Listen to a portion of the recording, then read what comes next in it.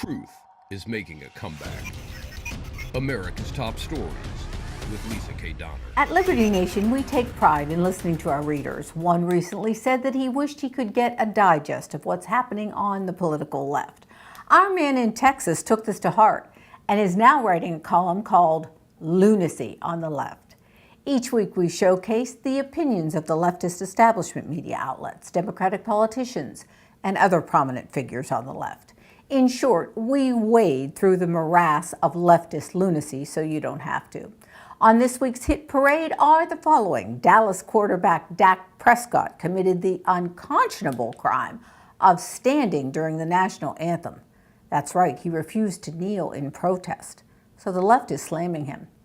One New York Daily News columnist even went as far to say that Prescott is a, quote, lemonade-serving house Negro. So much for when they go low, we go high. And we have more for you from New York. Ellen author Jeff Charles wrote, quote, Governor Andrew Cuomo is always an entertaining figure on the left, especially when he opens his mouth.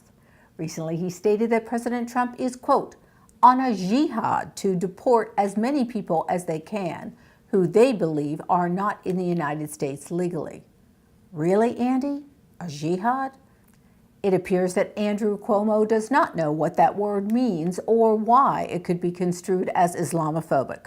Or perhaps he knows exactly what it means and he's attempting to lump conservatives in with Islamic terrorists. Oddly enough, nobody on the left called him out. But wait, we've saved the best for last. Yes, the ever-loving New York Times named an outspoken racist named Sarah Jeong to their editorial board.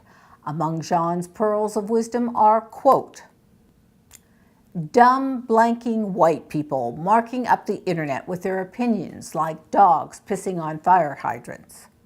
Then, are white people genetically predisposed to burn faster in the sun, thus logically being only fit to live underground like groveling goblins? And finally, I was equating Trump to Hitler before it was cool. Ah yes, sweet Sarah has found a home at the New York Times. Mr. Charles joins us now. Jeff, what's your takeaway from the Jeong fiasco? It's an example of blatant hypocrisy. In the words of Doc Holliday in the movie Tombstone, it appears their hypocrisy knows no bounds. Because if anybody else had done this, let's say if it was a national review and they hired somebody who had made racist comments about Hispanics or about blacks, they would be up in arms and they would be running towards the outrage. And the idea that people would defend the tweets, including the New York Times, the Washington Post has defended them, MSNBC has, they basically go with the whole, you can't be racist unless you have power, which is basically them changing the definition of racism to fit their agenda. So that way they can say that only white people in America can be racist. Why do you think the left are protecting her so much on this? They don't care. They pretend to care about racism if it's against a minority, but they don't really care about racism overall. Really, they should be concerned about racism regardless of who the target is, but they're not. They're rushing to jump to defend her because it helps promote their agenda. Do you think this is part of a broader picture? Most definitely. Sarah Jeong isn't the first social justice warrior type to do this, and she won't be the last. The left has been on a campaign to redefine racism in America, and they have succeeded on a certain level. But when it comes to people who actually have some common sense, they're not necessarily buying into it. But yes, it is part of a broader movement to influence Americans to adopt a more left-wing point of view when it comes to race and culture and politics. That's Liberty Nation's author Jeff Charles reporting from Texas.